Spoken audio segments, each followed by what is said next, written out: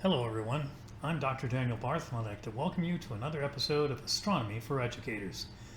One thing we've been seeing in our email here at Astronomy for Educators is a lot of teachers saying, oh my gosh, I'm starting summer school term or I'm planning for next term. What's a great activity I can use to help teach my students the scientific method? You need look no farther than the moon. The moon and lunar phases are an excellent exercise, and furthermore, it requires very minimal materials. One of my number one criteria for activities for this program and my own classroom is that an activity should be able to be done for about $1 per student or less. Ideally, less money or no money, because access to STEM should not depend on your school's budget. So let's take a look at what we're going to do this time. This is an activity that I often begin my own Astronomy for Educators class at the University of Arkansas with, and I show the students a little page, very simply here, with 8 boxes with circles in them. Okay, everyone, who knows about the phases of the moon? Everyone raises their hand. Well, that's an exaggeration, but I do get people raising their hand and telling me what they know. All right, well, let's start predicting. I'll go ahead and give them the phase of the moon for tonight. So let's sketch one in here.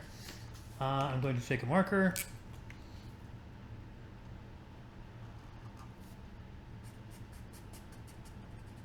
And I'll sketch this in and show it to everyone. It needn't be really fancy. And I'll say, here we go. We're having a crescent moon tonight. And so what I'd like you to do, everybody copy this sketch on your paper, and I give very little hints here. I'm actually wanting the students to do this on their own and say, okay, now you've got 7 more boxes. Please tell me over the next 8 or 7 or 8 days, over the next week or so, tell me how you think the moon will change. What will the appearance be? How will the phase change? Go ahead and sketch that in, and please do it in ink. Now, of course, every teacher realizes why we have people do this in ink. They're recording a hypothesis here. This is a hypothesis of what the lunar phases will do. We want them to record it in ink so that it's permanent, sign your name to it, and you want to make clear to your students that no one's getting graded on whether they do this right. They're getting graded on whether you participate in the exercise. Once you've got this graded, or recorded rather, in ink, then I give the students a clean page and I say, all right, let's go ahead and have you observe over the next few nights. And I give them some hints here finally, and I tell them when the moon will be up. It's really good to do this during the moon's first quarter, when the moon is just appearing in the western sky in the early evening after new moon. And I'll say, okay, each night you can, I'd like you to go ahead and observe the moon, sketch what you see, and please go ahead and put the date and time in the box. Now, what we have here, of course, is fundamental science. We have an hypothesis that we've written down, and then we have observations, and we use our observations to test our hypothesis. How good is it? Is it well done? Is it poorly done? Does it need fixing, right? Is it fixable, or is it completely bogus and it needs to be thrown away and start over? One of the things that students find to be a revelation, and sometimes frustrating, is that indeed you can't find out if your hypothesis was correct right away. You have to wait for the lunar phases to change over the days to come. And there's no way to rush this process. The sky is our laboratory, but we do not control it. We simply observe and work there, but Mother Nature is in charge. We can't speed up the process. That's often interesting to students who are new to science. Once they go ahead and get their recorded observations on paper, you will find that most of the students, oh, I thought I knew about the lunar phases. I was wrong. Some few may get it right, but by having them recorded in ink without access to a smartphone or a tablet or a computer or Google or Siri, they're basically put on to record what they know or what they think they know. once we have some lunar phases, and this 8-box diagram gives you only about a week, so that gives you essentially 1/4 of the lunar cycle if you're observing every day. Oftentimes weather will intrude, and so this 8 observations, or 7 current phase and 7 new observations, may take you 2 weeks or so to complete, depending on what your local weather is like. Doesn't matter. You've now got the idea that the moon phases are changing regularly. Okay, what do we do next? Let's pause, because we're going to switch this activity to my desktop. All right, here we are, and I have a ball of clay today. I've seen this experiment done many ways. Clay works, Play-Doh works. You can try cutting it out on paper, or salt dough. Salt dough is one of my favorites because it's cheap.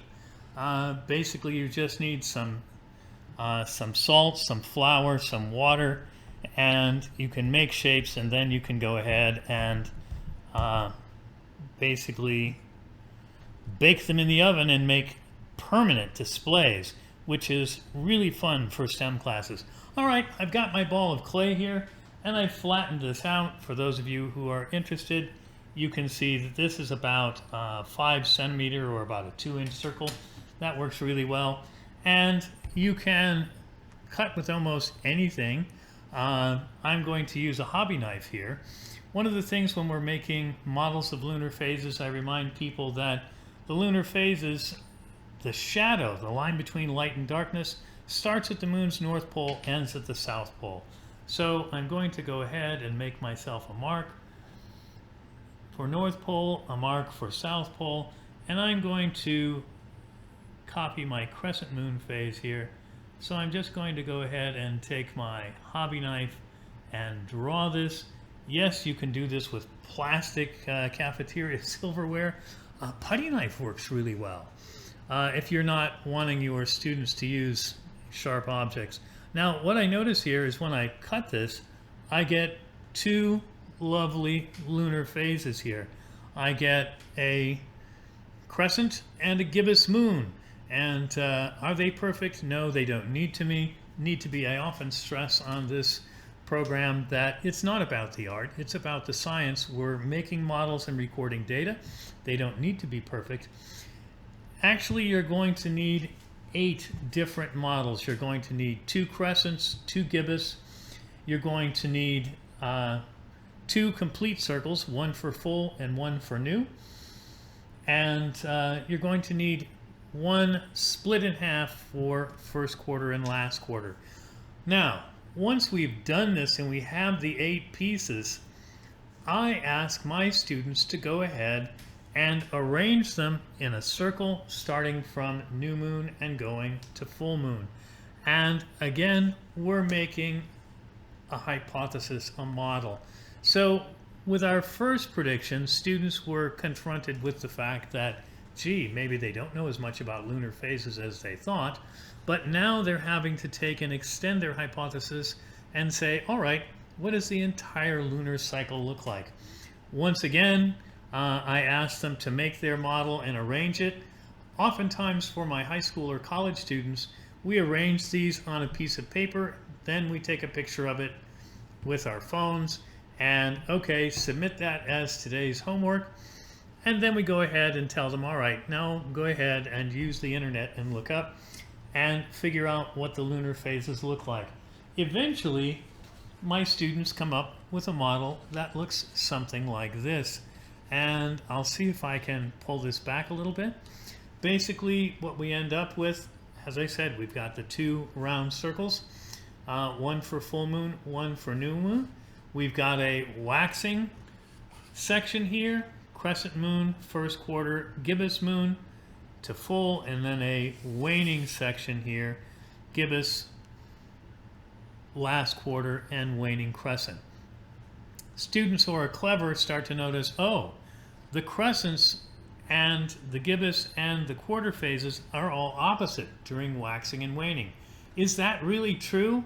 Again, this is something subject to simple verification. Go out and sketch. For those who haven't done much lunar observation, the waxing phase is always available in the sky immediately at sunset.